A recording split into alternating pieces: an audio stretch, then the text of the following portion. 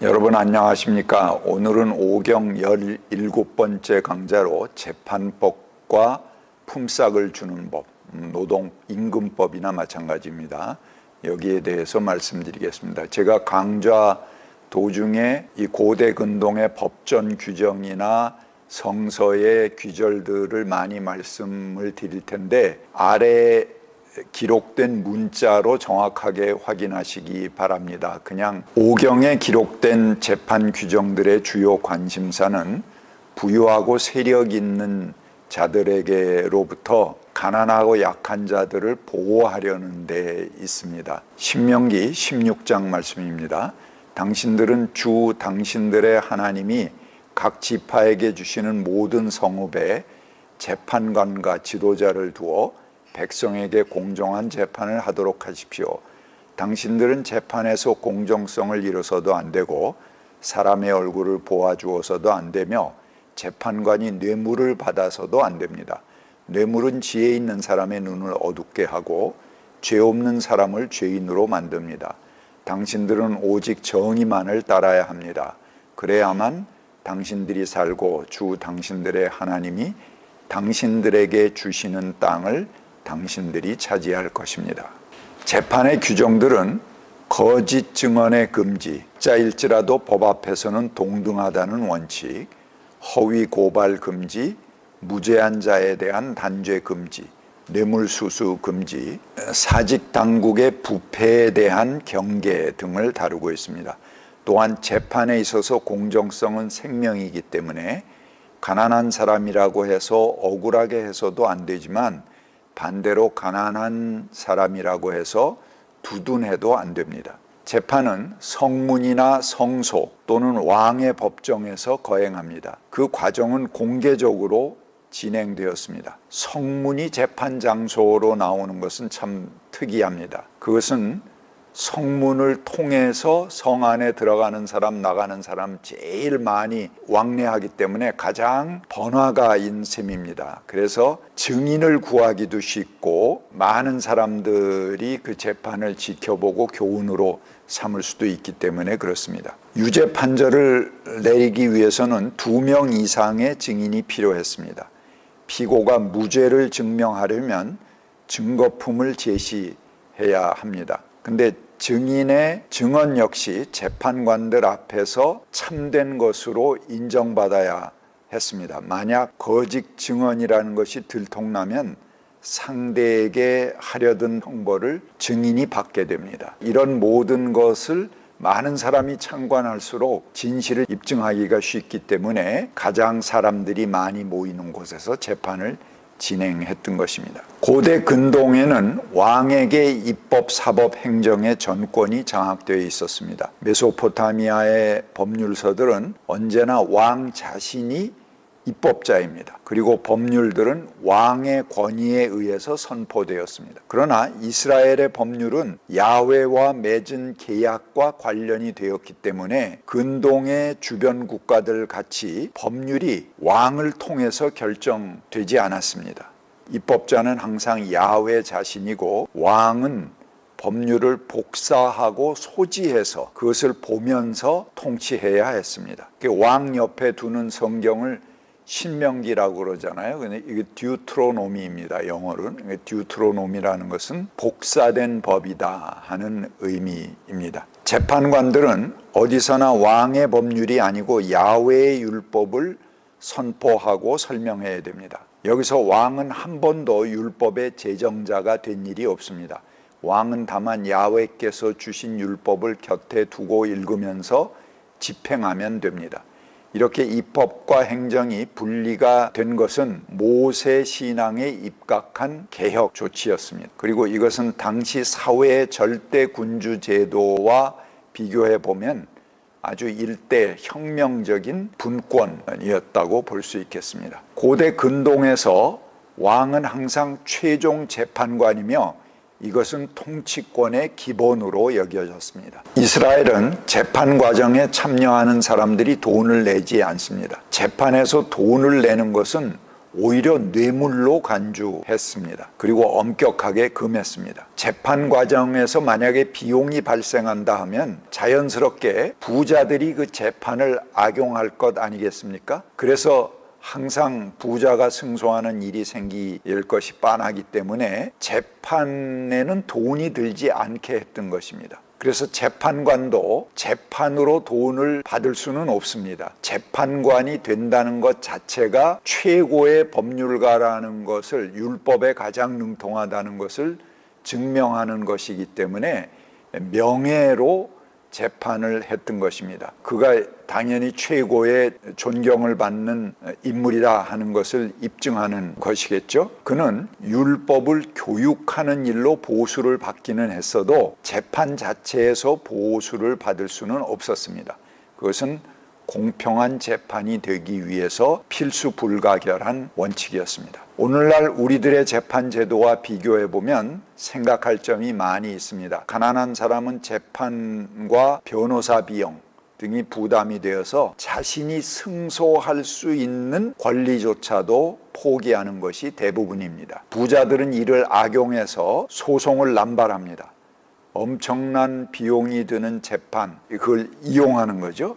그래서 정의마저도 돈을 주고 사야 하는 재판이라면 그 정의는 없습니다. 우리가 변호사를 산다, 그렇게 말합니다. 또 전관예우, 로비 등이 통용되기도 합니다. 전관예우 기간에 평생 살 것을 마련한다, 이런 말들이 공공연하게 나돌지요. 민중은 한 맺힌 소리로 무전유죄, 유전무죄라는 푸념을 합니다. 재판에 이기기 위해서 돈 있는 사람만이 법률 전문가를 살 수 있는 것도 한심한데, 이길 수 있도록 내정된 변호사를 산다, 이거는 그야말로 말이 아니죠. 현대판 정의는 법정에서 거래되는 품목에 불과한 것입니다. 그 다음에 품삯을 주는 법에 대해서 말씀드리겠습니다. 오늘날의 임금노동법에 해당하는 것이죠. 이스라엘 사람들 가운데서 조상에게 물려받은 땅을 잃어버리게 되면 품삯 노동자로 전락하게 됩니다. 오늘날 대부분의 노동자들은 이 품삯을 받는 노동자지요. 이 십계명만큼이나 중요한 오경의 3대 법전, 여기서는 구체적으로 품삯을 주는 것을 법으로 규정하고 있습니다. 이와 관련된 법들이 점점 현대 사회로 오면서 더욱 중요한 위치를 차지하게 됩니다. 그 당시는 농경사회라서 자기 땅이 없는 사람들만 품삯을 받고 일합니다. 그 숫자가 많지 않았지만 현대사회는 대다수가 임금노동자이기 때문에 이 노동법, 임금법은 굉장히 중요한 법이 되는 것이죠. 품삯에 해당하는 임금이나 봉급으로 생활하기 때문에 그렇습니다. 함무라비 법전 257조에서 277조를 보면은 여러 직종들에 대해서 각각 다른 법정 임금, 적정 임금이 고시되어 있는 것을 볼 수 있습니다. 이것은 약자들이 받아야 할 최저 임금을 법으로 고시한 것입니다. 그러나 이 품삯들은 결정적으로 낮은 수준입니다. 품꾼들은 그리 행복한 처지에 있지 못했고 오히려 체벌을 받지 않을까 하는 두려움과 그날그날 생계에 대한 걱정 속에서 시달리는 것을 볼 수 있습니다. 고약한 주인들은 품삯을 한 번에 주지 않았습니다. 에레미야에도 그런 보도가 나옵니다. 품삯, 이 노동자의 임금을 지불할 때는 그 시기를 매우 중요하게 생각합니다. 품삯을 주는 규정에는 품삯을 당일에 해지기 전까지 지불하라는 구절을 통해서 그 지불 시기를 강조하고 있습니다. 레위기 19장입니다. 너는 이웃을 억누르거나 이웃의 것을 빼앗아서는 안 된다. 내가 품꾼을 쓰면 그가 받을 품값을 다음날 아침까지 밤새 내가 가지고 있어서는 안 된다. 신명기 24장입니다. 그날 품삯은 그날로 주되 해가 지기 전에 주어야 합니다. 그는 가난한 사람이기 때문에 그날 품삯을 그날에 받아야 살아갈 수 있습니다. 그가 그날 품삯을 못 받아 당신들을 원망하면, 주님께 호소하면 당신들에게 죄가 돌아갈 것입니다. 임금 지불을 늦추는 것은 주인에게 있어서는 단지 이자를 버는 그런 일에 불과합니다. 하지만 품꾼들은 별 다른 자산을 가지고 있지 않기 때문에 임금을 받지 못하게 되면 그날 그에 딸린 가족들이 굶어야만 하는 것입니다. 그런 극한 상황을 막기 위해서 품꾼은 백방으로 노력할 것입니다. 그는 필요한 것을 얻기 위해서 몇 배씩이나 비싼 이자를 물고서라도 돈을 빌려야 됩니다. 그리고 그 빌리는 과정에서 남에게 아쉬운 소리 해야 되죠. 그 과정에서 아주 자존심이 상하기도 합니다. 이는 부탁받는 사람도 괴롭습니다. 그렇지만 어려운 말을 꺼내야 하는 사람은 정말 내키지 않는 일이죠. 그렇게 하는 과정에서 인간관계도 파괴되기 십상입니다. 미덕거니 하는 사람에게서 냉정하게 거절당하는 아픔은 원만했던 관계를 무너뜨립니다. 이렇게 돈 몇 푼 때문에 자신의 인격이 파괴되는 경험을 해야 하는 것은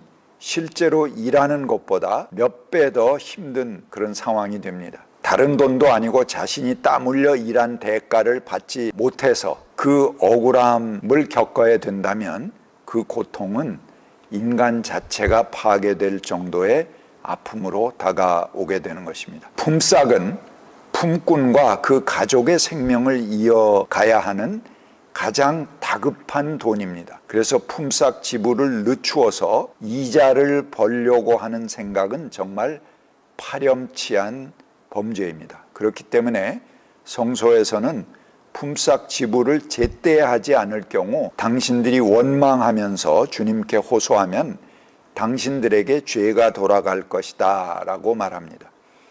오늘날의 고용주들은 노동부나 법정으로 가지 않고 주님께 호소하겠다 이렇게 말하면 오히려 안심할지도 모르겠습니다.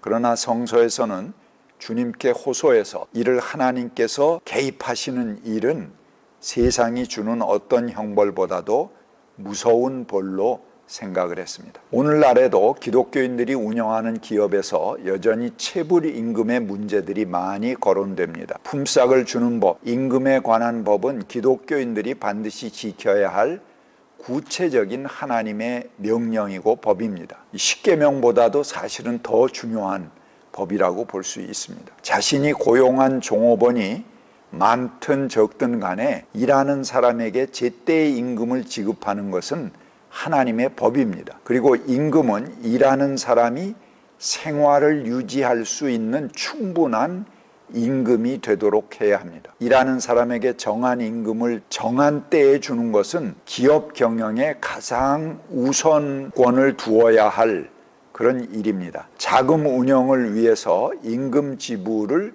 후순위로 미뤄두는 것은 곤란합니다. 예언자들은 이런 법정신에 의거해서 품삯을 지불하지 않는 자를 혹독하게 나무라고 있습니다. 이런 규정은 동족이나 외국인에게 구별 없이 적용할 것을 요구합니다. 오늘 우리 사회를 비롯한 선진 사회에는 제3국에서 온 노동자들이 많이 있습니다. 그들은 발달한 선진 사회의 국민들이 기피하는 업종, 소위 3D 업종이라고 하죠. 어렵고 더럽고 또 위험한 일에 종사하는 그런 분들입니다. 실제로 이러한 일들을 하는 사람이 없다면 우리 사회의 산업이 원활하게 돌아갈 수 없습니다. 그들의 노동이 절실하게 필요하면서도 한편으로는 그들에게 불법 체류자라는 낙인을 찍어서 묶어놓기도 합니다. 여기서 그들을 보다 다 싼 임금으로 고용하기 위한 목적이 그 배경에 숨어 있는 것을 볼 수 있습니다. 악덕 고용주들은 이들의 이런 약점을 이용해서 온갖 착취와 폭행을 일삼고 심지어는 그 임금마저도 떼먹기도 합니다. 이는 자기 발로 이 나라까지 찾아온 사람들, 결국 장래에 우리와 가장 우호적인 관계로 그 나라의 양국의 관계를 이끌어야 할 사람들이죠. 그런 인적 자원들에게 깊은 원한을 심어주는 일입니다. 사람의 마음을 사지 못하고 당장 눈앞에 돈 몇 푼을 챙기기 위해서 우리나라의 아주 중요한 자원들을 원수 관계로 만들어 버리는 것이죠. 그런 나라에는 미래가 보이지 않습니다. 오늘날 국제적인 임금 수준은 국가 간의 경제 사정에 맞게 차등하게 결정됩니다. 우리 또한 이를 당연하게 받아들입니다. 제3국의 노동력을 착취하는 기반 위에서 강대국들의 부는 점점 늘어나고 있습니다. 하지만 이런 불균형은 신명기법에 크게 위배됩니다. 우리가 해외여행을 할 때 화폐 가치가 천차만별이라는 것을 많이 느끼죠. 한국 돈을 가지고 미국이나 일본에서 쓰려면은 굉장히 빡빡합니다. 그런데 인도나 네팔에서 쓸 때는 매우 차이가 큽니다. 더군다나 미국 사람이 네팔이나 인도 같은 데서 쓴다 그러면 아주 수백 배의 차이를 느끼게 되겠죠. 하나님의 동일한 창조물로 지은받은 인간이 그 노동력이 국적에 따라서 큰 편차를 갖는다 하는 것, 이러한 불합리성을 우리는 뭐라고 설명해야 될까요? 신명기는 같은 결에나 그 땅의 성문 안에 사는 외국 사람이나 똑같은 기준으로 대할 것을 요구합니다. 똑같이 가난해서 품팔이 하는 사람을 억울하게 대해서는 안 된다고 합니다. 생존이 달린 문제에 있어서 야훼의 명령이 야훼의 주권 아래에 있는 모든 사람에게 동일하게 적용되어야 하는 것을 말하고 있습니다. 감사합니다.